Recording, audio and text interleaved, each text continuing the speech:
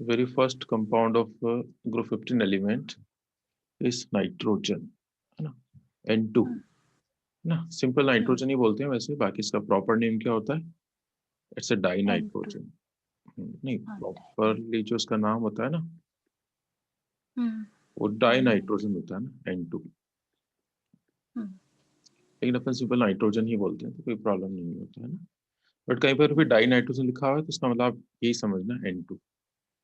yes, stable form भी यही होता है वैसे तो।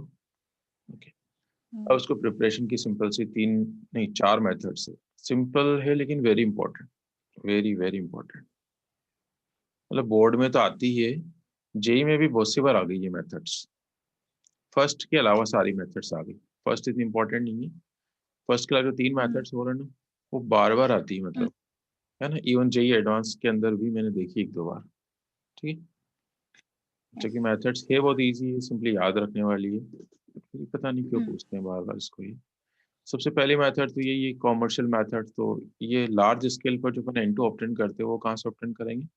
फ्रॉम एयर या फ्रॉम एटमॉस्फेयर। सबसे ज्यादा ही एटमॉस्फेयर में होती है नाइट्रोजन तो, है ना, 1% के अराउंड होती है।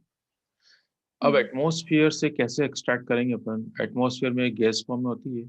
अब ये होगी, साथ में O2 भी होगी, है ना, प्लस स्मॉल अमाउंट में, बहुत कम होती है वो तो, 1% के अलावा अराउंड होती है अदर गैसेस। तो वेरी फर्स्ट क्या करते हैं अपन, इस एयर को कंडेंस कर लेंगे, है ना। एयर को क्या कर दिया? कंडेंस। तो both the gases या all the gases available will come out into the liquid form, है ना, सब लिक्विड फॉर्म में आ गई। अब इस लिक्विड को अपन दोबारा क्या कर दो? बॉईल कर दो, डिस्टिल कर दो। तो अब बॉइलिंग पॉइंट के अकॉर्डिंग ही सेपरेट आउट हो जाएंगी। भाई कंडेंस करा तब तो एक साथ कंडेंस होकर लिक्विड फॉर्म में आ गई, है ना। अब जैसे इस लिक्विड को अपन बॉईल करेंगे तो हाँ, ये बात हमें पता होनी चाहिए कि नाइट्रोजन का बॉइलिंग पॉइंट 77 होता है और O2 का बॉइलिंग पॉइंट होता है 99 केल्विन। बहुत कम होते हैं वैसे तो ये। तो जैसे इस लिक्विड मिक्सचर को अपन बॉईल करेंगे, यहाँ से हीट करेंगे, डिस्टिल करेंगे, तो पहले कौन एस्केप आउट होगा? नाइट्रोजन। नाइट्रोजन। तो उसको अपन कलेक्ट कर लेंगे अलग बीकर में, और यहाँ कौन बचा हुआ रहेगा? ऑक्सीजन। 90 होता है इसका। तो मतलब O2 भी कलेक्ट कर सकते हैं अपन यहाँ से ना, O2 भी काम की होती है। तो ये O2 का जो अगला ग्रुप आएगा उसमें O2 को सेपरेशन मेथड ही हो जाएगा, O2 का प्रिपरेशन मेथड।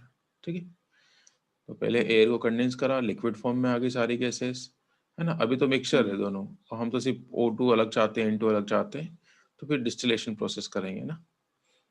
याद है डिस्टिलेशन का वो डायग्राम क्या होता है, कैसा कुछ होता है ऐसे, है ना, ऐसा कुछ होता है। फिर जिसका बॉइलिंग पॉइंट कम होता है वो वेपराइज होता है ना? फिर यहाँ कंडेंस होता है, फिर यहाँ कलेक्ट कर लिया जाता है ना, ऐसा कुछ अरेंजमेंट है। यहाँ तो सिर्फ रफली याद रखना चाहो तो रख लेना कि बॉइलिंग पॉइंट के बेस पर हमने इनको सेपरेट आउट कर दिया। ओके, हालांकि 100% प्योर नहीं है, लेकिन ठीक है, लार्ज स्केल पर काफी सस्ती पड़ती है N2 यहाँ से, है ना। प्योर फॉर्म के एक नीचे एक मेथड पढ़ेंगे लास्ट वाली, वो इम्पोर्टेंट है ना। लैब में कैसे बनाते हैं इसको स्मॉल स्केल पर? तो ये तो सिंपल मेथड है इसकी कि in laboratory it is prepared from ammonium chloride NH4Cl and ammonium nitrite, है ना। अब ये तो क्या इनऑर्गेनिक रिएक्शन है, तो इसके ऊपर मैकेनिज्म तो पढ़ेंगे नहीं कि कैसे ये बॉन्ड ब्रेक हुआ, क्या बना, है ना।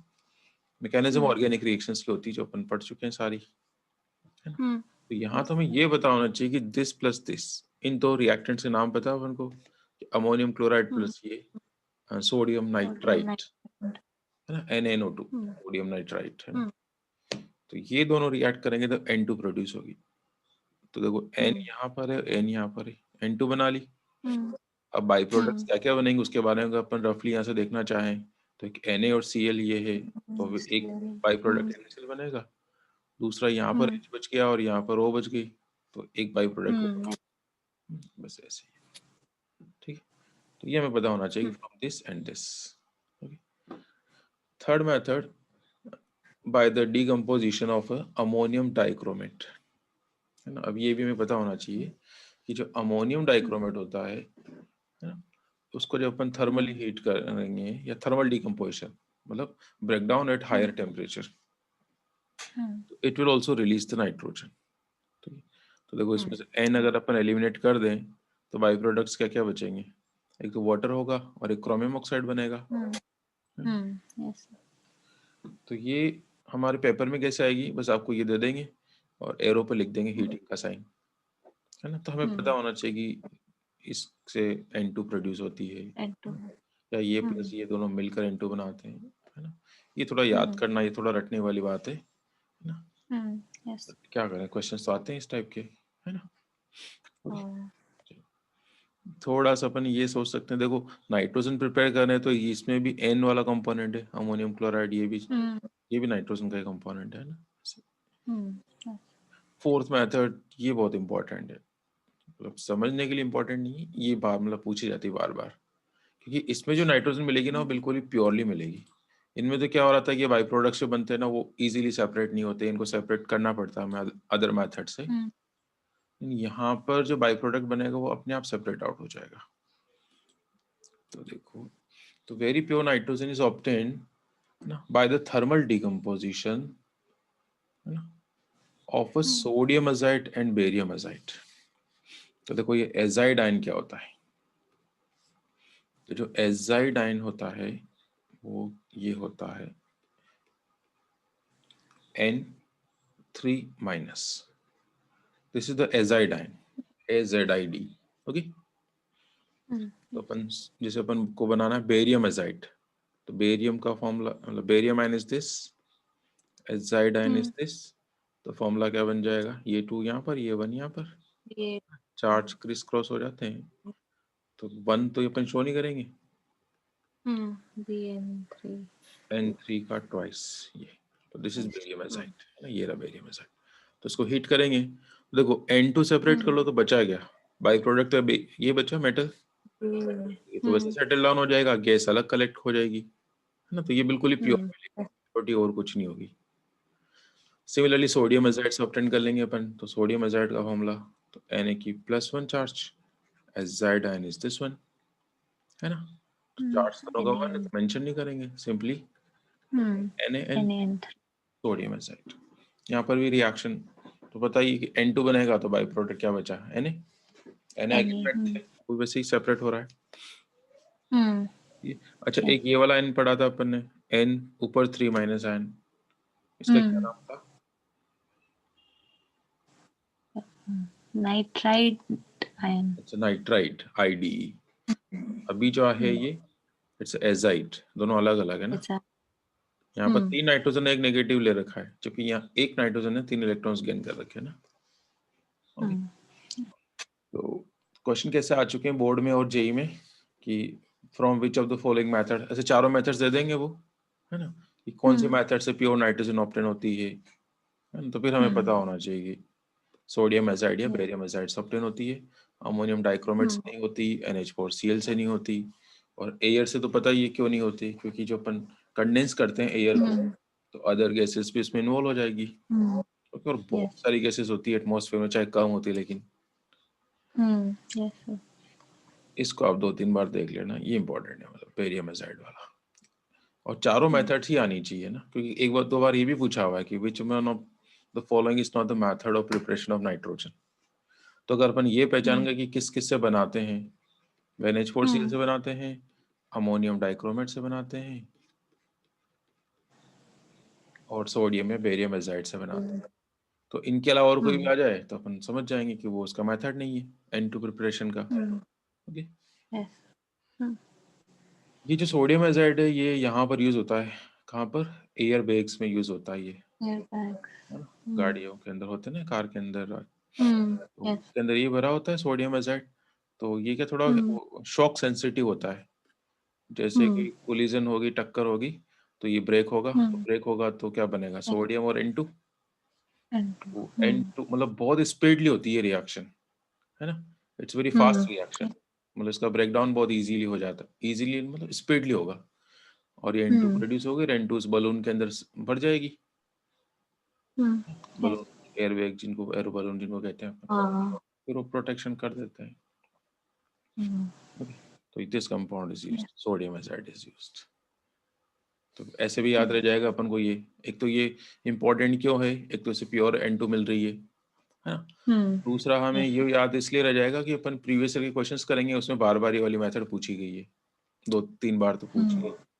और तीसरा हमें ये कार एयर बैग से भी याद रह ही जाएगा अब तो, है ना। है ना, आपको ध्यान रहेगा कि N2 गैस बनती है, मतलब ये वाला कंपाउंड ऐसे।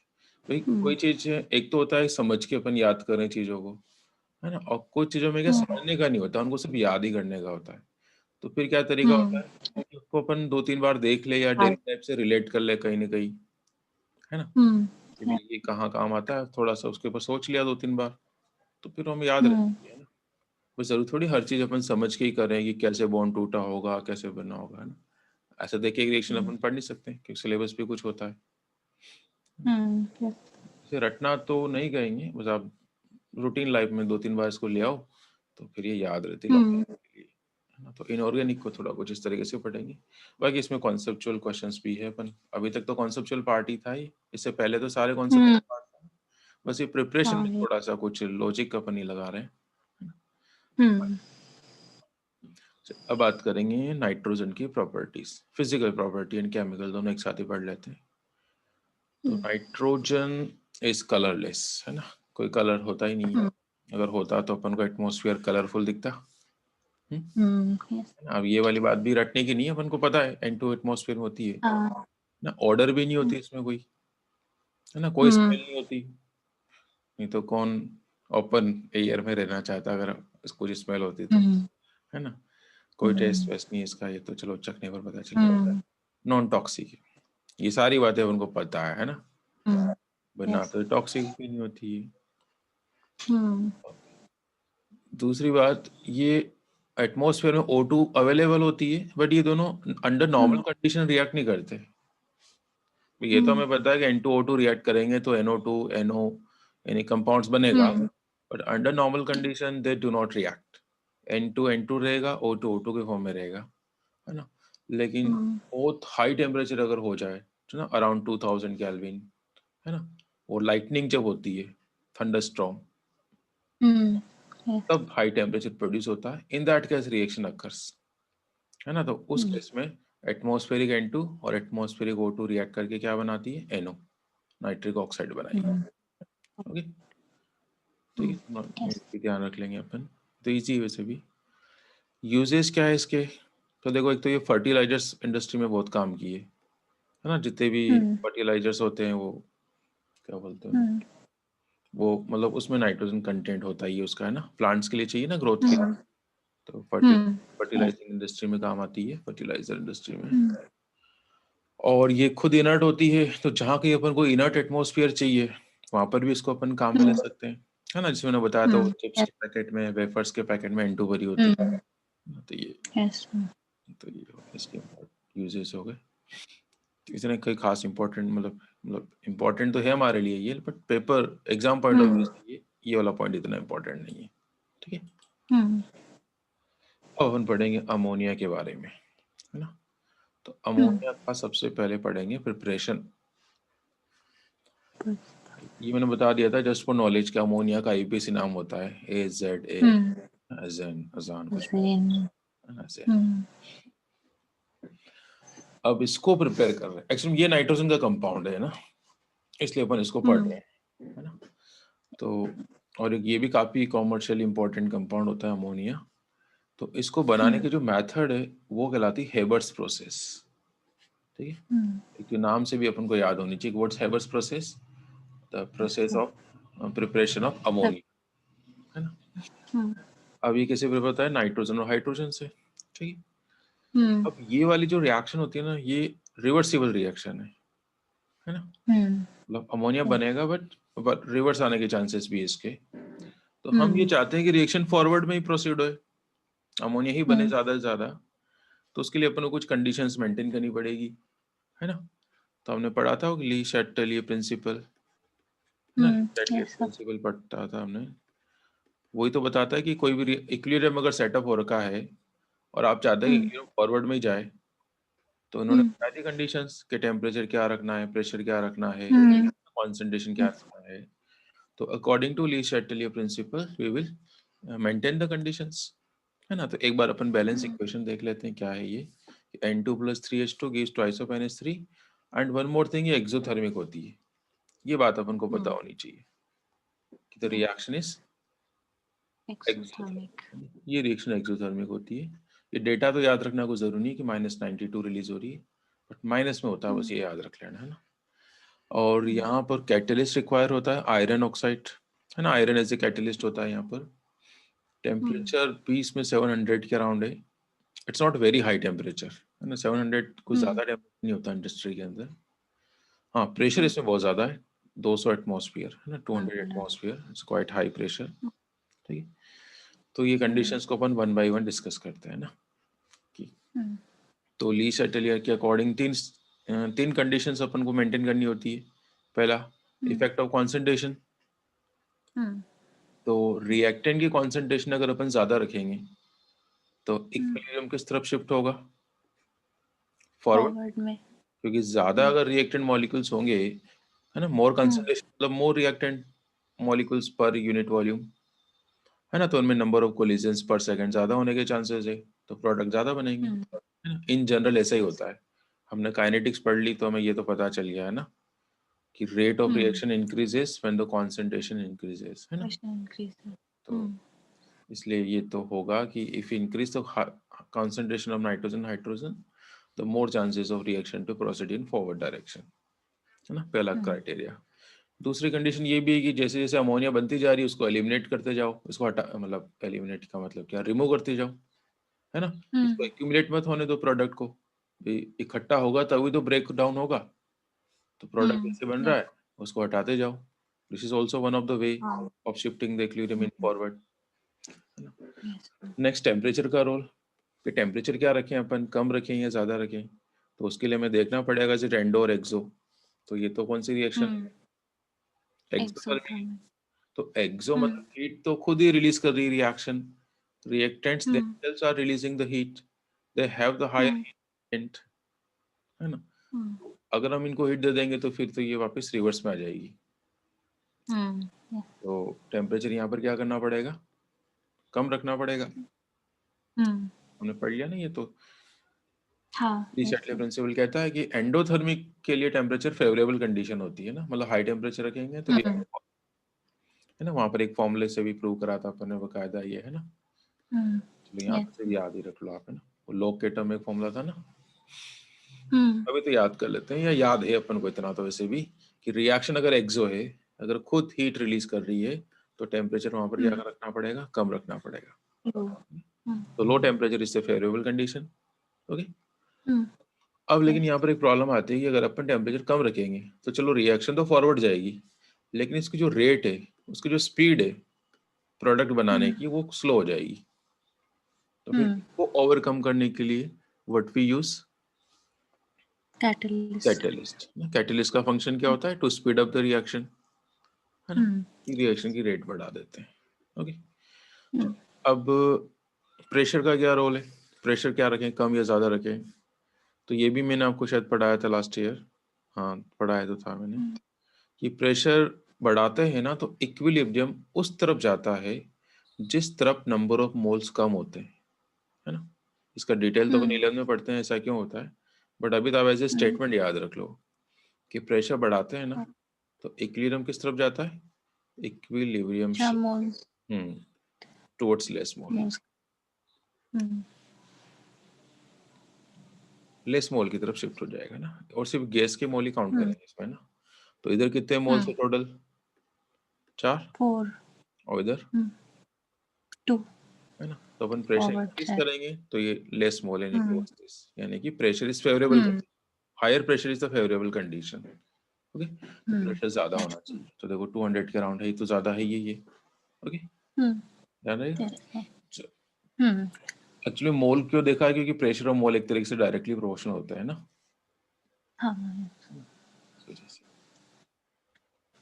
हो गई सारी कंडीशंस, टेम्परेचर हो गया, कंसंट्रेशन हो गई, और प्रेशर हो गया, है ना, ये आ गया।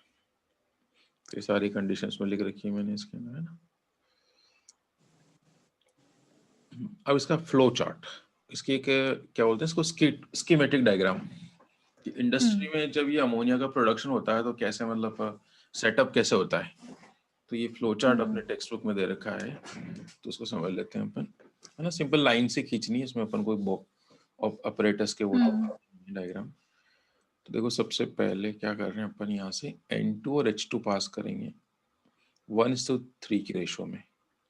बैलेंस इक्वेशन बताइए अपन को, है ना। तो यहाँ से इस पाइप के थ्रू क्या पास कर रहे हैं अपन, नाइट्रोजन एंड हाइड्रोजन। इधर से N2 और इधर से H2 इन 1:3 रेशो, क्योंकि बैलेंस इक्वेशन की यही रिक्वायरमेंट डिमांड है। 1 पार्ट ये तो 3 पार्ट ये, तो 2 पार्ट NH3 बनेगा, है ना, स्टोइचियोमेट्रिक के अकॉर्डिंग। अब ये गैस फॉर्म है ना, तो ये गैस फॉर्म में आई, है ना, ये दोनों अब यहाँ कंबाइंड हो गई। कंबाइंड होना मतलब ये रिएक्शन नहीं हुई, बट अभी तो चलो ठीक है, चल रही है। अब ये एक चैम्बर में से पास होगी, जहाँ, है ना, जिसका नाम क्या है, कंप्रेशर। तो कंप्रेशर ना, इसमें प्रेशर अप्लाई करने की फैसिलिटी होती है ना। यहाँ पर अपन क्या करेंगे, हाई प्रेशर प्रोवाइड कर देंगे इसको। ओके, तो इसको मेगा पास्कल में लिखा हुआ है, मैं इसको एटमॉस्फेयर में लिख देता हूँ यहाँ पर, है ना। 200 एटमॉस्फेयर चाहिए ना अपन को। yes. तो देखो मैं इसको 200 एटमॉस्फेयर में लिख देता हूँ, एक ही बात है। वे कंफ्यूज हो जाएंगे अपन, वहां तो डेटा अपन ने एटमॉस्फेयर में याद करके या मेगा पास्कल में लिखा हुआ है ना। अपन एक काम करते हैं, दोनों जगह एटमॉस्फेयर में लिख देते हैं। It's 200 ATM।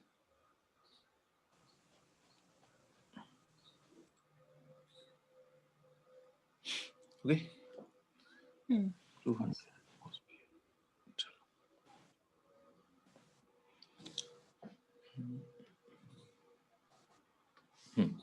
तो यहाँ पर ये गैसेस कम आई और अंडर हाई प्रेशर। तो हमें तो पता है जब किसी भी गैस पर को ज्यादा प्रेशर अप्लाई करते हैं तो गैस किस फॉर्म में आ जाएगी, लिक्विड फॉर्म में। तो अब N2 और H2 are converted into liquids, है ना।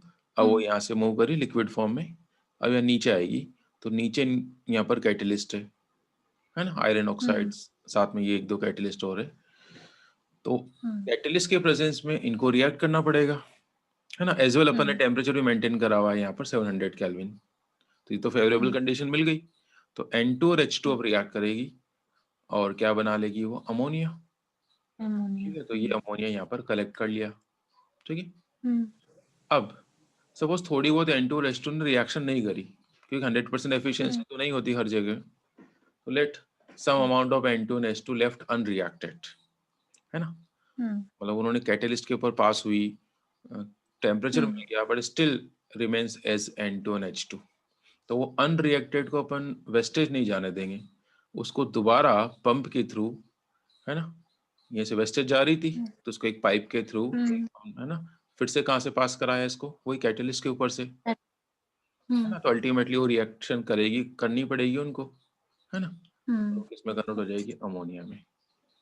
ये इसका एक स्कीमेटिक डायग्राम होगा कि इंडस्ट्री में कैसे अरेंजमेंट सेटअप होता है ना। ऐसे पाइप्स बिछे होते हैं ये, है ना, एक तरफ से N2 आ रहा है, एक तरफ से H2 आ रहा है, बीच में प्रेशर अप्लाई करने की डिवाइस है ना, फिर ये कैटलिस्ट पे पास होते हैं और ये अमोनिया बनता जाएगा, इसको फिर वो हटाते रहेंगे यहाँ से, ठीक है।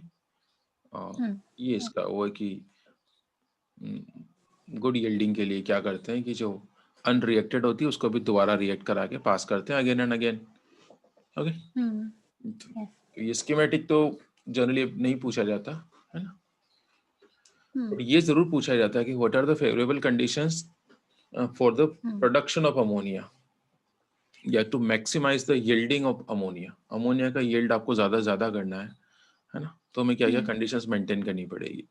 तो आपको ये 3 कंडीशंस बतानी पड़ेगी, role of concentration, role of temperature and role of pressure. Okay, याद हो जाएगा तो। ओके, अब अपन पढ़ेंगे अमोनिया की प्रॉपर्टीज। देखो अमोनिया की प्रॉपर्टीज क्या क्या होती है।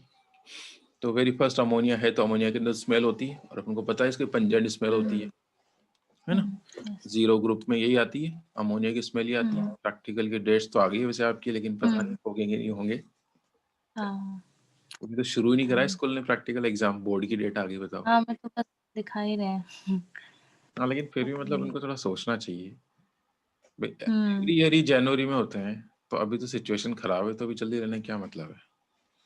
हाँ, चलो कोई बात अब तो हमें लिखने का काम दिया है कि अब नहीं। हाँ लिखो बैठ के। हाँ ये पता है बच्चों को टाइम खराब होगा बस वो लैब वर्क करते हाँ। करते रहेंगे, प्रैक्टिकल नोट करते रहेंगे, बस यही है। हम्म। कोई बात नहीं, अपने तो थ्योरी की तैयारी डिस्टर्ब मत करना होने देना, लेकिन है ना। हाँ। यस। तो it's a colourless but pungent smelling gas, है ना। ओके, अमोनिया की स्मेल अमोनिया की जैसी होती है ना, तो उसको कोई अलग से अपन नाम नहीं देता है ना, उस पंजेंट स्मेलिंग कह देते हैं, और तो क्या है। ठीक है। हम्म। Okay. अब ये वाटर में हाईली सोल्यूबल होती है ना। Ammonia gas is easily soluble in water, है ना। क्यों हो जाती है? क्योंकि ये बेसिक नेचर की होती है ना। ये तो हमने पढ़ लिया, अमोनिया इज बेसिक, है ना, लॉन पेयर होता है। तो वाटर क्या होता है? वाटर तो अपना एम्फोटेरिक है, एसिड बेस दोनों के जैसे बिहेव कर लेता है। तो डिजोल्व्स, क्योंकि इनमें आपस में रिएक्शन हो जाती है ना। तो ये आपस में रिएक्शन करेंगे तो क्या बनाएंगे? अमोनियम हाइड्रोक्साइड बनाएंगे, NH4OH ना। और वो खुद एक वीक बेस है ना, तो ये पार्शली ब्रेक रहेगा NH4 और OH के अंदर। तो मैंने ये NH4OH शो नहीं करा है ना, सीधा मैंने ये अमोनियम आयन और OH आयन शो करा। फिर पहले NH4OH शो करो फिर उसको ब्रेक करो, तो मैंने क्या डायरेक्ट दिखा रखा है ना। तो आप ऐसे भी कह सकते हैं कि aqueous solution of ammonia contains ammonium ion and OH minus ion. Okay. अब और कैसे प्रूव करें अपन कि ammonia is basic in nature? तो मैंने आपको कल परसों भी बताया था कि अगर कभी आ जाए ना कि जस्टिफाई द एसिडिक और basic nature of any compound, तो जो भी उसकी नेचर अपन को प्रूव करी ना, उसका अपोजिट वाला से रिएक्शन करा लो और सॉल्ट बना लो। तो हमें यही प्रूव करना है कि अमोनिया बेसिक नेचर की है, तो किसी एसिड से इसकी रिएक्शन करा लेंगे अपन, है ना, तो सॉल्ट बन जाएगा। तो सॉल्ट बन गया, प्रूव होता है कि वो बेसिक नेचर की है ना। लिख रखा है मैंने कि the formation of salt with acid, है ना, justifies the basic nature of ammonia, है ना। जैसे HCl के साथ रिएक्शन करा तो उसने ये वाला सॉल्ट बनाता है, अमोनियम क्लोराइड। H2SO4 के साथ रिएक्शन कराओगे तो ये वाला सॉल्ट बनेगा। सॉल्ट बन गया, मतलब उसका जस्टिफिकेशन हो, है ना। एक तो अपन लिटमस पेपर से चेक कर रहे हैं, है ना, रिएक्ट, और या ये भी रिएक्शन भी शो करी, लेकिन हाउ हमें कैसे पता चलेगा कि हाइड्रोक्सिल आयन बन रहे हैं? सोल्यूशन में दिखेंगे तो है नहीं हाइड्रोक्सिल आयन। तो ये जस्टिफिकेशन का मतलब ये होता है ना कि इस रिएक्शन करा दो आप किसी से, जैसे H2SO4 से करा दी मैंने, तो इसकी नेचर तो प्रूव है कि ये तो पहले से पता है कि एसिड है ना। ये सामने सॉल्ट बन गया, प्लस वाटर भी बन जाएगा। ये सॉल्ट है ना, ये एसिड ये सॉल्ट, तो प्रूव होता है ये बेस है, तो ये ऐसे प्रूव होता है। ठीक है, और कुछ नहीं। फिर क्या लिखा हुआ है मैंने, हाँ ये भी कि एक्वस सॉल्यूशन के अंदर कौन से आयन होते हैं अमोनिया के? Hydroxyl ion, OH minus ion. अब इन हाइड्रोक्सिल आयन की प्रेजेंस को कैसे जस्टिफाई कर रहे हैं अपन? ये भी कौन से ऐसे दिखेंगे थे नहीं अपन को कि ये रहे OH आयन, सोल्यूशन में OH आयन दिखते नहीं है ना। तो उसको जस्टिफाई करने के लिए भी एक दो रिएक्शंस अपन कराते हैं कि जो मेटल के हाइड्रोक्साइड्स होते हैं, है ना, कुछ मेटल के हाइड्रोक्साइड्स, उनके कुछ पर्टिकुलर PPT होते हैं पर्टिकुलर कलर के, है ना। तो हम क्या करते हैं, मेटल सॉल्ट को ऐड करेंगे किसके अंदर? एक्वस सोल्यूशन ऑफ अमोनिया के अंदर। तो ये NH4OH का मतलब क्या हो गया? This is the aqueous solution of ammonia, और ये मेटल सॉल्ट है ना। It is soluble in water, अभी ये सोल्यूबल फॉर्म में है ना। तो जैसे ही ZnSO4 को, मेटल सॉल्ट को हम अमोनिया के एक्वस सोल्यूशन में ऐड करेंगे तो we will get a white PPT। अब ये बात अपन को पहले से पता है कि वाइट PPT किसका होता है, कि zinc metal when combines with hydroxyl ion, यानी कि zinc hydroxide has the white PPT। Okay, अब यहाँ वाइट PPT बन गया, इसका मतलब डेफिनेटली बीकर में क्या थे? Hydroxyl ion, OH minus ion थे, है ना। भाई हमने ये रिएक्शन तो कह रही है कि aqueous solution of ammonia contains OH minus ion, लेकिन OH हमें दिख नहीं रहे, तो उसकी प्रेजेंस को जस्टिफाई कैसे करा हमने? कि उसमें कोई सॉल्ट ऐड करा, है ना, और ये सॉल्ट इसमें जो भी OH प्रेजेंट है उसे रिएक्ट कर लेगा और क्या बना लेगा? जिंक हाइड्रोक्साइड, और ये वाइट PPT बनाएगा। तो ये इनडायरेक्ट डिटर्मिनेशन हुआ। इनडायरेक्ट कैसे? कि अगर वाइट PPT बना तो डेफिनेटली हाइड्रोक्साइड का होगा, और हाइड्रोक्साइड है, हम्म, डेफिनेटली वो किससे आ रहे हैं, वो aqueous solution of NH ammonia से आ रहे हैं। ठीक है, हम्म तो ये भी आ गया। कैसे पूछ लेते हैं, how will you justify the presence of OH minus ion in aqueous solution of ammonia, hmm तो अपन को ये एविडेंस देना पड़ेगा। हम्म सिमिलरली अपन आयरन सॉल्ट अगर मिक्स करते हैं FeCl3, तो ये हम्म भी रिएक्ट करेगा, तो ये पहले तो बनाता है hydroxide FeOH whole thrice, but ये बाद में किस में कन्वर्ट हो जाएगा, ऑक्साइड में कन्वर्ट हो जाता है।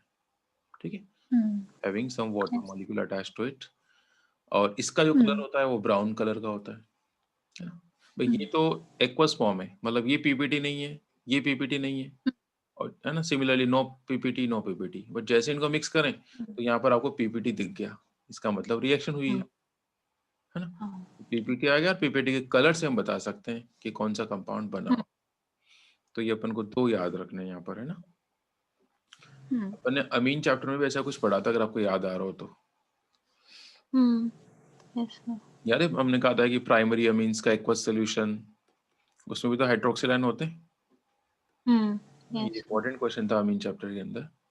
तो उसकी प्रेजेंस के लिए भी हमने यही रिएक्शन कराई थी, वहां पर एक एक्स्ट्रा और कराई थी मैंने, वो जेलेटिनस वाइट पीपीटी अलग करवा यस दी है ना। ये वही है ना, OH को कंफर्म करने के लिए है ये सब कुछ। तो ये लिखा हुआ है यहाँ पर कि aqueous solution of ammonia contains aqueous solution of ammonia can precipitate the metals in the form of their hydroxide या oxides, ठीक है, from their salt, है ना। ये सॉल्ट है, सॉल्ट को किस में बदल दिया इसने, हाइड्रोक्साइड्स में बदल दिया या ऑक्साइड्स में बदल दिया, ठीक है, due to presence of hydroxyl ion OH minus ion. Okay, चलिए। अब अमोनिया के पास लोन पेयर होते हैं, तो ये एज ए लिगेंड का भी बिहेव करता है ना। अब अपन लिगेंड के बारे में तो अपन अगले चैप्टर में पढ़ेंगे कोऑर्डिनेशन केमिस्ट्री में, है ना। लिगेंड्स कौन होते हैं कि which are capable to form coordinate bond by donating their lone pair, है ना, टू मेटल एटम। जिनके पास लोन पेयर होता है या जो कोऑर्डिनेट बॉन्ड बना सकते हैं मेटल एटम के साथ, उन्हें लिगेंड्स कहते हैं, IGAND लिगेंड्स। तो अभी तो सिर्फ याद ही रख लेते हैं थोड़ा सा कि लोन पेयर की वजह से ये कोऑर्डिनेट बॉन्ड बनाती है ना, डी ब्लॉक एलिमेंट्स के साथ, ट्रांजिशन मेटल के साथ, है ना, है ना। उन्हें अपन कहते हैं कोऑर्डिनेट कंपाउंड या कॉम्प्लेक्स कंपाउंड्स। और उनके भी कुछ कलर होते हैं, है ना, ये भी अपन पढ़ेंगे, why do they show colour, है ना। वैसे तो अपन को बताया कि due to presence of one pair electrons, but यहाँ पर एक और नई फिनोमेना पढ़ेंगे अपन कलर्स की, इट्स अ DD ट्रांजिशन, है ना। और मतलब डिटेल पढ़ेंगे अपन कलर के ना, कलर क्यों शो करता है वो डिटेल पढ़ेंगे अपन। डी ब्लॉक में भी था, लेकिन डी ब्लॉक में इतना नहीं पढ़ा हमने, कोऑर्डिनेशन में अच्छे से पढ़ेंगे, है ना, कि कौन सी लैम्डा एब्जॉर्ब होती है, कौन सी रिफ्लेक्ट होती है, कौन सा कलर बनता है, सो। तो यहाँ तो हमें सिर्फ ये याद रखना है कि जैसे कॉपर आयन है कहीं पर भी सोल्यूशन में, तो उससे जो NH3 है वो कंबाइंड होती है, कोऑर्डिनेटेड होती है, और एक कॉम्प्लेक्स। इन कंपाउंड्स को कॉम्प्लेक्स इसलिए कहा गया क्योंकि ये आयोनाइज नहीं होते 100%। अगले चैप्टर का नाम ही यही है हमारा, कोऑर्डिनेशन कंपाउंड्स या कॉम्प्लेक्स कंपाउंड्स। कॉम्प्लेक्स का मतलब ये नहीं कि कॉम्प्लिकेटेड, ऐसा कुछ नहीं है। कॉम्प्लेक्स नाम क्यों दिया गया, they are not ionisable water, नहीं, ये ब्रेक नहीं होते 100%। तो अमोनिया ये वाला कॉम्प्लेक्स, ये वाला कोऑर्डिनेट कंपाउंड्स बनाती है कॉपर के साथ, है ना। अब ये हमें याद रखना पड़ेगा कि 4 अमोनिया मॉलिक्यूल्स इसके साथ सराउंड हो जाते हैं, नहीं, कोऑर्डिनेटेड वाटर बन जाता है ये इस तरीके से। ये अपना लॉन पे डोनेट कर लेता है ये से, नहीं, एरो का मतलब कोऑर्डिनेट बॉन्ड ही होता है ये, है ना। इसका डिटेल, इसका हाइब्रिडाइजेशन, इसकी शेप्स वगैरह वगैरह सब अगले चैप्टर में आएगा। NH3,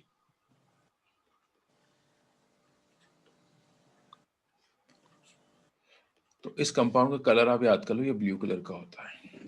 ओके, ये भी इंपॉर्टेंट है ना। कभी कभी वो ABCD वाले क्वेश्चन बनते हैं कि एक मेटल है जो अमोनिया से रिएक्ट करके, है ना, ब्लू कलर का कॉम्प्लेक्स बनाती है, तो what's the name of the metal. तो ये थोड़ा हमें याद रखना पड़ेगा कि the metal is copper. Okay, इसका IUPAC नाम भी सीखेंगे अपन, वहीं सीखेंगे ना, अभी नहीं कर सीखे, है ना। अगले चैप्टर में इनके IUPAC नेमिंग सीखेंगे अपन। तो ये एक्चुअल में ये प्रॉपर्टी, है ना, उस मेटल को आइडेंटिफाई करने का काम आती है, ये वाली प्रॉपर्टी कॉम्प्लेक्स वाली। जैसे ये हमारे पास कुछ मेटल मिक्स हो गई, है ना, ये बीकर है और इसमें कुछ एक मेटल है, और हमें चेक करना है कि इज देयर कॉपर अवेलेबल और नॉट, इस मिक्सचर में कॉपर प्रेजेंट होगा या नहीं होगा। ये अपन को चेक करना है। तो इसमें अपन क्या ऐड कर लेंगे, अमोनिया।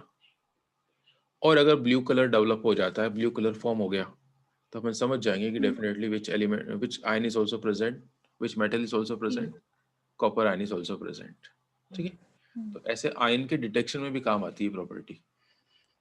ओके, कोई और भी आयन है लेकिन उनके चलो वो ब्लू कलर नहीं देते हैं, है ना। हम ये तो नहीं कह रहे कि other metals are not available, other भी मेटल्स है, उनको हम नहीं बता पा रहे हैं, बट अपन कॉपर आयन होगा या नहीं होगा उसको अपन जरूर जस्टिफाई कर सकते हैं, मतलब उसको जरूर क्या बोलते हैं, उसको प्रिडिक्ट कर सकते हैं वो होगा, है ना।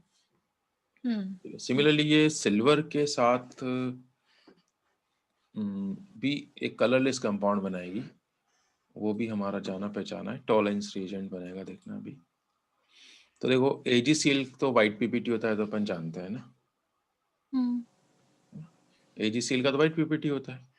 ओके, अब इस वाइट पीपीटी में से अगर अमोनिया रिएक्ट करती है तो it forms again a complex compound, a coordinated compounds, है ना, AgNH3 होल ट्वाइस OH। और ये कंपाउंड कैसा होता है, दिस इज कलरलेस। पहली बात तो ये वाइट नहीं होता, ये कलरलेस होता है। और दूसरी बात, it's not a PPT, it's aqueous solution, है ना। और आपको याद आ गया हो तो अपन ने पढ़ा था एलियट कीटोन चैप्टर में, ये this is what, Tollens, Tollens reagent, है ना। क्या पर्पस था टॉलेंस रीजेंट का, एल्डिहाइड और कीटोन को मतलब डिस्टिंग्विश करता है। अलग डिस्टिंग्विश करता है। ये एलिफेटिक एरोमेटिक दोनों को कर सकता है या ऑक्सीडाइज, हाँ, दोनों को कर सकता है। और जो सिर्फ एलिफेटिक को करता है वो कौन था, इसके जस्ट नीचे पढ़ाया था मैंने, फेलिंग्स पेलिंग फेलिंग्स। वाला था, है ना। तो इसका भी अपन आईपीसी वाईपीसी, आईपीसी नाम इसका भी होता है, लेकिन वो अपन कोऑर्डिनेशन केमिस्ट्री में पढ़ लेंगे फिर, है ना, अगले चैप्टर में काम आएगा, है ना। अभी तो मैं बता भी दूंगा तो कोई मतलब नहीं है ना, कि डाई अमीन सिल्वर फर्स्ट हाइड्रोक्साइड करके इसका नाम है। अब देखो इसके ऊपर एक अच्छा क्वेश्चन दे रखा है, आगे क्वेश्चंस करेंगे तब बता दूंगा, बाकी फिलहाल मैं बता रहा हूँ कैसे बनता है क्वेश्चन। कि जब अपन PCl5 को हीट करते हैं, हाँ नहीं, PCl5 Ag से रिएक्ट करके, है ना, एक वाइट पीपीटी बनाते हैं, है ना, है ना। फिर इस वाइट पीपीटी के अंदर अमोनिया डिसॉल्व करी जाती है, मतलब this white PPT is reacted with ammonia, then the PPT get dissolve, identify the compound, है ना। पीपीटी डिसॉल्व हो गया, तो बताओ कौन सा कंपाउंड बना, तो फिर वो ये टॉलेंस रीजन जानना चाह रहे हैं अपन से वो, ठीक है। ये important organic point of view से है हमारे वैसे भी, है ना। और बाकी यहाँ पर क्या हो गया, it's a property of ammonia, कि अमोनिया के पास लॉन पेयर है तो ये कोऑर्डिनेट बॉन्ड बनाती है सिल्वर के साथ। ओके, तो ये दो कॉम्प्लेक्स अपन याद रख लेंगे, सिल्वर के और कॉपर के, है ना। और अगला चैप्टर पढ़ेंगे तब अपन को बहुत सारे कॉम्प्लेक्स याद ही हो जाएंगे ऐसे, कि कौन 6 कोऑर्डिनेशन नंबर वाला बनाता है, कौन 4 वाला बनाता है ना। मोस्टली जो कॉम्प्लेक्स कंपाउंड्स होंगे वो या तो 4 आएगा वहां पर या फिर 6 आएगा, है ना। जैसे ये सिल्वर का बहुत रेयर मिलेगा, है ना, 2 कोऑर्डिनेशन नंबर वाले, है ना, बट मोस्टली 4 6 के आते हैं, ठीक है। ये तो बातें खत्म हो गई हमारी किससे रिगार्डिंग, अमोनिया की प्रॉपर्टी। तो ये दो प्रॉपर्टीज अमोनिया की इंपॉर्टेंट थी, एक तो ये बेसिक नेचर की होती है, उसको प्रूव करा हमने कि OH की जस्टिफिकेशन, और एक ये लोन पेयर की वजह से कौन सी प्रॉपर्टी आ गई इसके अंदर, लिगेंड्स वाली property, coordinate form, coordinate bonds बनाने की प्रॉपर्टी आ गई, ठीक है। अब अपन थोड़ा सा पढ़ेंगे ऑक्साइड्स ऑफ नाइट्रोजन के बारे में, है ना। तो नाइट्रोजन के वैसे तो अपन ने इन जनरल बात करी थी, दो ही टाइप के ऑक्साइड्स बना रहे थे, याद है, ग्रुप 15 एलिमेंट्स की बात करी थी ना अपन ने, ये देखो O3 और E2O3 हाँ। नहीं, E2O5। अब इसके अलावा भी नाइट्रोजन कुछ और ऑक्साइड्स बनाती है ना, ये तो मेन है, ये ज्यादा स्टेबल होते हैं ये, बट इसके अलावा नाइट्रोजन 4 5 टाइप के ऑक्साइड्स बनाती है, तो उनके स्ट्रक्चर पूछी जाएगी हमसे। तो very first is N2O, nitrous oxide. क्या नाम है इसका, इट्स अ नाइट्रस, है ना। इसको लाफिंग गैस भी कहते हैं, क्या कहते हैं इसको, लाफिंग गैस। नाइट्रस ऑक्साइड कहाँ काम आती है पता है आपको, नहीं। लाफिंग गैस, ये क्या होता है? माइल्ड, क्या बोलते हैं उसको, एनेस्थेटिक। हाँ, माइल्ड एनेस्थेटिक होता है ना, बेहोश करने का काम आता है ना जो, वो हम्म। डेंटिस्ट लोग यूज करते हैं इसको। अच्छा। हम्म। पेन हो रहा होता है ना, तो उनको कुछ करना होता है वहां पर, या दांत निकालना हम्म। होता है ना, तो वहां पर उस वाले पोर्शन को, हाँ। है ना, वो करने के लिए ना एनेस्थेशिया, लोकल एनेस्थेशिया जैसे देते हैं ये इसको, है ना, नाइट्रस। हम्म। वहाँ उसका पर्पस ये नहीं, उसको हंसाने वाला पर्पस नहीं है। वहाँ डेंटिस्ट का हम्म। पर्पस क्या होता है? उस वाले पार्ट को वो करना, बेहोश कर देना उसको, नम। है ना। हम्म। तो as an anaesthetic, mild anaesthetic use होती है ना। हम्म। इसकी स्ट्रक्चर देखो कैसे बनाएंगे अपन N2O की, एक बार अपन बना के देख लेते हैं, बाकी तो याद ही रहती है वैसे तो ये। हम्म। नाइट्रोजन के वैलेंस शेल में 5 इलेक्ट्रॉन, एक तो ये बात अपन को पता होनी चाहिए, और ऑक्सीजन के हम्म। वैलेंस शेल में 6 इलेक्ट्रॉन है ना। हम्म। इसको अंडर कंसीडर रखते हैं अपन स्ट्रक्चर ड्रॉ कर सकते हैं, है ना। वैसे यहाँ कर रखी है मैंने, तो आप सिंपली पहले ये ड्रॉ कर लिया करो। तो पहले तो अपन क्या करें, डबल डबल बॉन्ड लगा लेते हैं दोनों जगह, है ना। हम्म। अब इलेक्ट्रॉन्स चेक कर लो कितने बच रहे हैं। तो जैसे इस नाइट्रोजन की अपन बात करें, तो उसके पास कितने, 5 इलेक्ट्रॉन्स होते हैं, तो बॉन्डिंग में कितने हम्म। यूटिलाइज हो गए इसके? 2। 2 इलेक्ट्रॉन्स आर यूज्ड अप, है ना। 2 इलेक्ट्रॉन इसके काम आ गए, और इस वाली नाइट्रोजन की 4।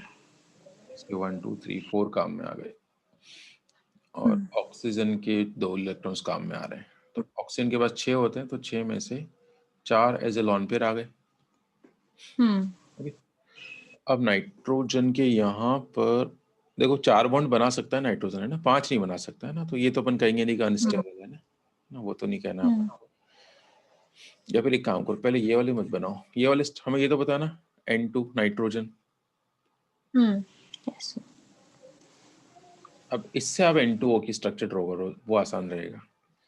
कि अब एक O लानी है अपन को, तो देखो ऑक्सीजन के खुद के पास तो 6 इलेक्ट्रॉन है ना, हम्म। और इसके पास पूरा पेयर ये पड़ा हुआ एक्स्ट्रा, तो ये चाहे तो उसके साथ कोऑर्डिनेट बॉन्ड बना सकती है with the help of this hmm. Lone pair, है ना। हम्म। देखो we will get this structure, ये कोऑर्डिनेट बॉन्ड, हम्म। है ना। तो यहाँ जो 2 इलेक्ट्रॉन्स है दोनों पे काउंट होंगे, N पर भी काउंट करेंगे और O पर भी काउंट करेंगे अपन।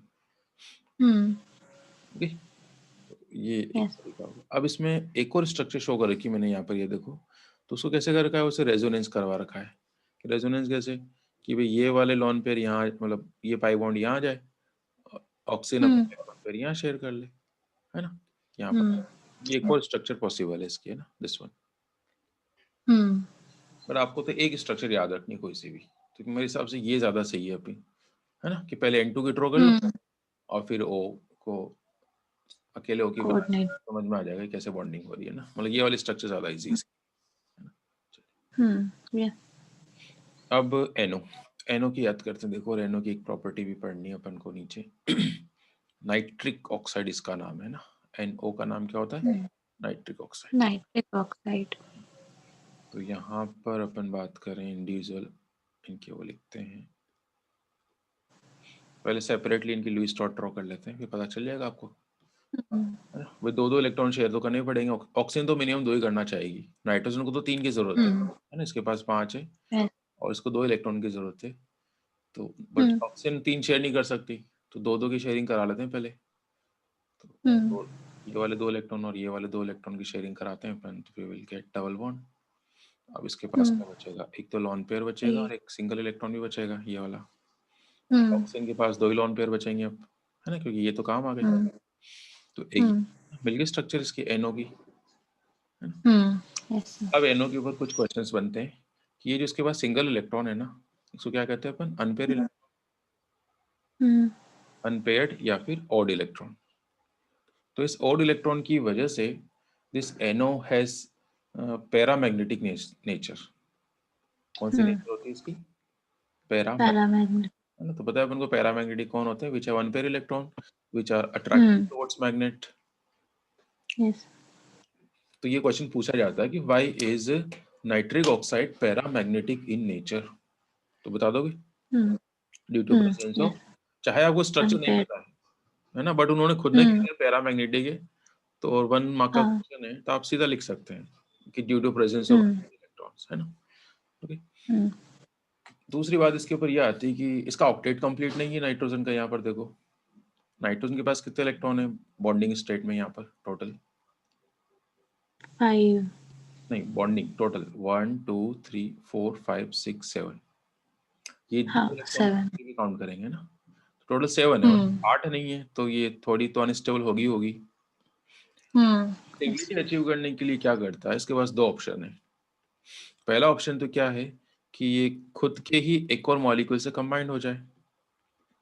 ये एक मॉलिक्यूल है, दूसरा सामने बना रहा हूँ मैं, ये दो मॉलिक्यूल आमने सामने है, बना दी मैंने। तो पहला ऑप्शन क्या है, अपने इस सिंगल इलेक्ट्रॉन को पेयर करने के लिए कि ये दोनों इलेक्ट्रॉन आपस में शेयर हो जाए, यानी कि दो मॉलिक्यूल आपस में कंबाइंड हो जाए। तो क्या बन जाएगा देखो, N2O2. N2O2 है ना, ये सिंगल बॉन्ड बन जाए, नॉर्मल कोवेलेंट बॉन्ड। तो इसको अपन कहते हैं डाइमर, है ना, कलेक्शन ऑफ टू मॉलिक्यूल्स, है ना, डाइमराइजेशन हो गया। ओके, अब इसके पास कोई सिंगल इलेक्ट्रॉन नहीं है, ओड इलेक्ट्रॉन नहीं है, अनपेयर नहीं है। तो अब आपसे पूछे इसकी मैग्नेटिक नेचर क्या होगी, तो आप क्या कहोगे? Diamagnetic. इट्स अ डायमैग्नेटिक, है ना। और ये क्या बन गया? Dimer, collection of two molecules, ठीक है, N2। ये भी पूछा जाता है कि why it dimerises, why does NO2 dimerise, NO2 dimerise sorry NO dimerise क्यों होती है? तो अपन क्या कहेंगे, in order to achieve stability, है ना, in order to pair its electron, कोई भी चाहेगा उसका इलेक्ट्रॉन पेयर हो जाए। समझ में गया पर? चलिए, Yes. अब अब इस पेयरिंग में थोड़ी प्रॉब्लम आती है। नॉर्मल कंडीशन में तो ये पेयर नहीं हो पाता है, उसका रीजन दिख रहा है आपको यहाँ पर? क्योंकि जो ऊपरी Repulsion. हाँ, ये जो लॉन पेयर है ना, ये रिपेल करेगा। मतलब मजबूरी क्या है कि स्टेबिलिटी भी अचीव करनी है, लेकिन ये लॉन पेयर स्टेबिलिटी, रिपल्शन भी लगेगा, वो तो नेचर का रूल है ये तो Yes. गैस फॉर्म में तो ये इतना पास आते नहीं है, गैसियस फॉर्म में तो ये सिंगल ही रहेगा, या अनस्टेबल है लेकिन डाइमर बना के स्टेबिलिटी अचीव नहीं करेगा। वो अपन सॉलिड फॉर्म में अगर ले आते हैं, अब सॉलिड फॉर्म में ला रहे हैं तो अपन बाहर से प्रेशर अप्लाई करके लाएंगे, तो इन दैट केस जरूर ये डाइमर बना लेगा, but under ordinary condition in gas form ये डाइमर नहीं बनाएगा due to repulsion of this lone pair, ठीक है। तो गैस फॉर्म में ये स्टेबिलिटी कैसे अचीव करता है कि अगर इसको अपन एटमॉस्फेयर में रख देते हैं, this one is kept in atmosphere, तो ये किससे कंबाइंड हो जाएगा? O2 से, से. और in that case it has tendency to form NO2। एक ऑप्शन तो डाइमर बना ले और दूसरा ऑप्शन ये NO2 बना सकता है, NO. ठीक है। हालांकि NO2 भी अनस्टेबल है, तो अपन पहले NO2 के स्ट्रक्चर पढ़ेंगे। Okay, Yes. अब अपन NO2 के स्ट्रक्चर पढ़ते हैं। देखो NO2 की ये ड्रॉ कर रखी मैंने यहाँ पर। अब देखो आप कैसे ड्रॉ करोगे, तो पहले तो है ना, वैसे तो अपन को पता ही है NO2 की स्ट्रक्चर कैसी होती है ना। अब देखो एक O है यहाँ पर, इसके पास तो 6 इलेक्ट्रॉन है। एक चलो थोड़ा ड्रॉ ऐसे रफली, पहले इसके इलेक्ट्रॉन शो कर देता हूँ मैं। ये नाइट्रोजन शो कर दिया अलग से।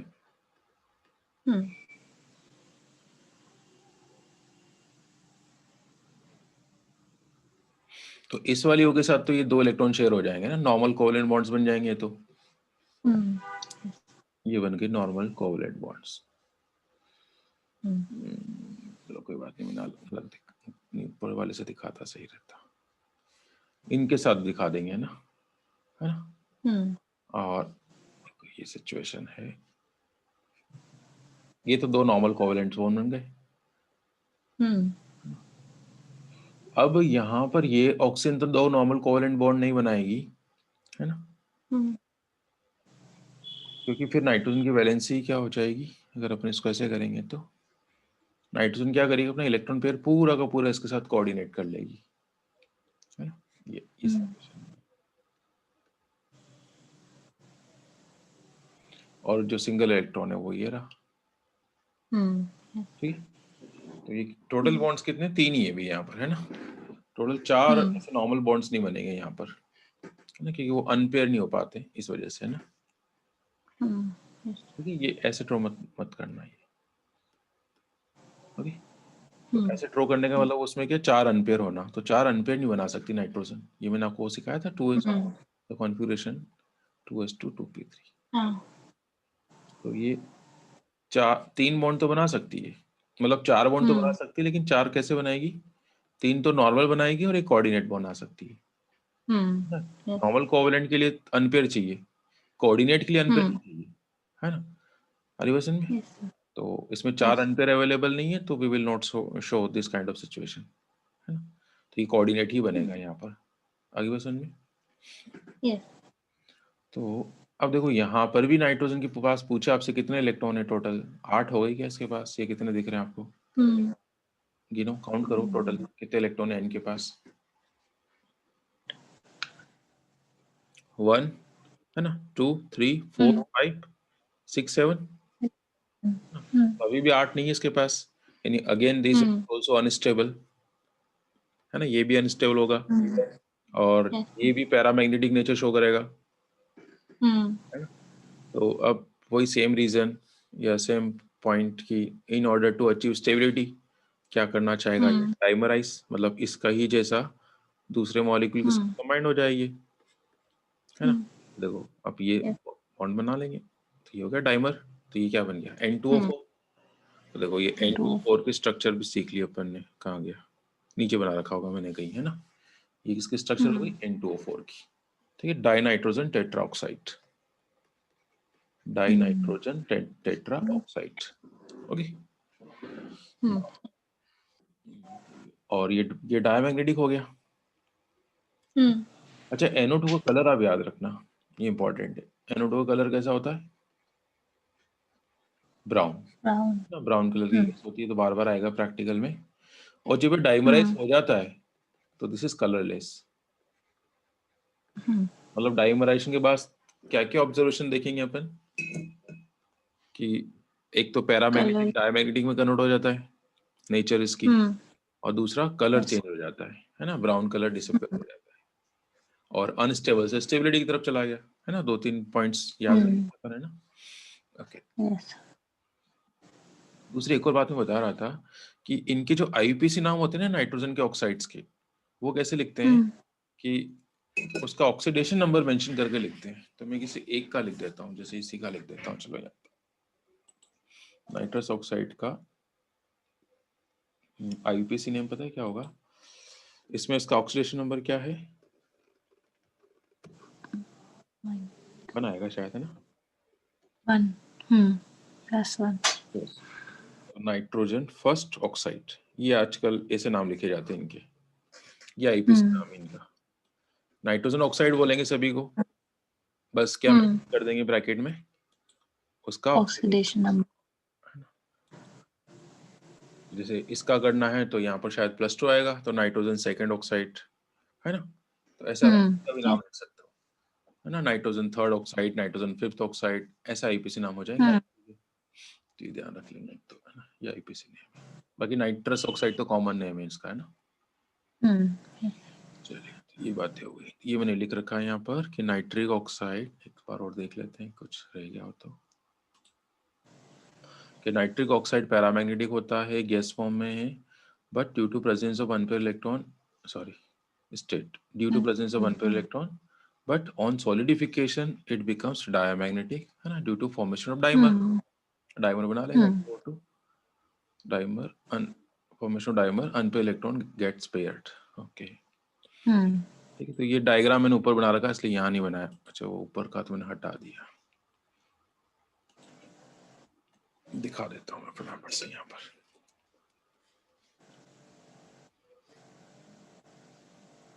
NO का डायग्राम कैसे बनाया था अपन ने? डबल बॉन्ड O करके ना,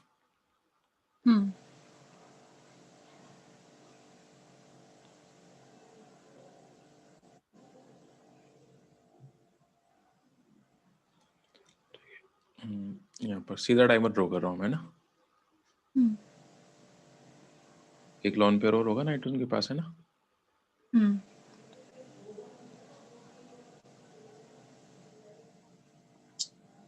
this is a dimer. Okay, Hmm.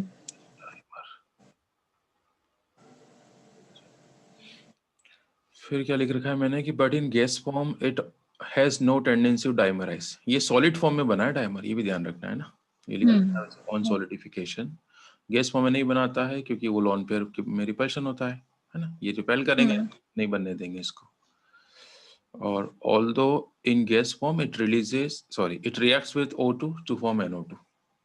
मतलब ये क्वेश्चन होता है कि why this one is unstable या what happens when this one reacts with O2. तो अपन ध्यान रख लेंगे NO2 बनाता है. Yeah. फिर मैंने लिख रखा है किसके बारे में, due to presence of NO2. इसके रिएक्शन में लिख देता हूँ. चलो मैं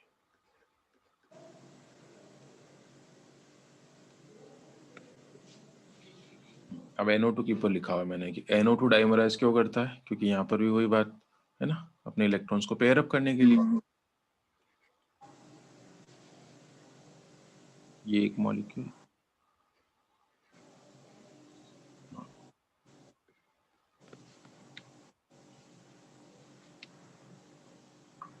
ये ऐसे डाइमर बन जाएगा इसमें. इट्स कलरलेस है ना, ये भी याद रख लेना, थोड़ा इम्पोर्टेंट है ये. मतलब क्वेश्चन कंसेप्चुअल ऐसे बना सकते हैं कि एक ब्राउन कलर की गैस होती है जो डाइमराइजेशन के बाद हो जाती है कलरलेस है ना. Identify the gas off nitrogen. इतना सा हिंट दे देंगे आपको कि नाइट्रोजन की एक गैस होती है, कंपाउंड होता है, ऑक्साइड होता है ना. तो ये अपन को ध्यान रखना, ब्राउन कलर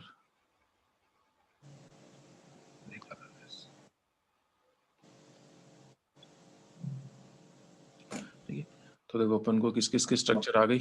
NO की N2O, NO, NO2 और N2O4. अब NO3 की एक इसमें मैंने N2O3 की बता रखी है. तो देखो N2O3 के आप खुद बना लोगे. कैसे बना होगा कि एक NO2 बना लेना और एक NO बना लेना और दोनों को ज्वाइन कर लेना, Yes. है ना. N2O3 करोगे क्या करोगे, एक तो ये NO2 बनाई थी अपन ने, तो यहाँ पर और NO, इन दोनों को ज्वाइन करो तो ये N2O3. चलो अब N2O5 की, तो ये जो कल अपने काम आई थी ना N2O5 की, अब आपको आज इजी लगेगी. तो ये कैसे बनाओगे, एक NO2 का मॉलिक्यूल ये रहा है ना, एक NO2 का मॉलिक्यूल ये रहा और बीच में एक O आके शेयर कर लेगी, है ना. तो इजी है ना N2. Yes, sir. मतलब आपको NO2 की आती तो तीन स्ट्रक्चर इजी हो जाएगी हमारे लिए. देखो बताता हूँ इसे, देखो कौन कौन से बना सकते हैं. अगर अपन सिंपल अपन को NO, ये चलो दो NO2 की बना ली अपन ने. अब ज्वाइन कर लेंगे तो N2O4 बन जाएगा, है ना. अब बीच में अगर एक और O इंट्रोड्यूस करा देते हैं अपन, है ना. O के पास 6 इलेक्ट्रॉन्स होते हैं ना, तो ये एक एक इलेक्ट्रॉन O का शेयर हो जाएगा, एक यहाँ पर एक यहाँ पर. Yes. ये इस तरीके से याद रखो. डायरेक्टली इस पूरे को तो रटना पॉसिबल नहीं है, तो उसको ऐसे याद कर लोगे, NO2 फिर O फिर NO2, इनको ज्वाइन करेंगे तो यू विल गेट N2O5. ठीक है. कल वाली क्लास में क्या क्वेश्चन बना था इसके ऊपर कि इसमें नाइट्रोजन की वैलेंसी कितनी होती है या कोवैलेंसी, एक ही बात है. 4 5 नहीं 4 2 3 4. 5. अच्छा, वो ऑक्सीडेशन स्टेट. और ऑक्सीडेशन स्टेट क्या है नाइट्रोजन का, +5. +5. ऑक्सीडेशन नंबर के आगे तो चार्ज मेंशन करते हैं, वैलेंसी के आगे चार्ज मेंशन नहीं करते. Yes. ये ऑक्साइड्स इंपॉर्टेंट है ना. ये N2O5 का बहुत सी बार पूछा गया है पेपर में. ठीक है.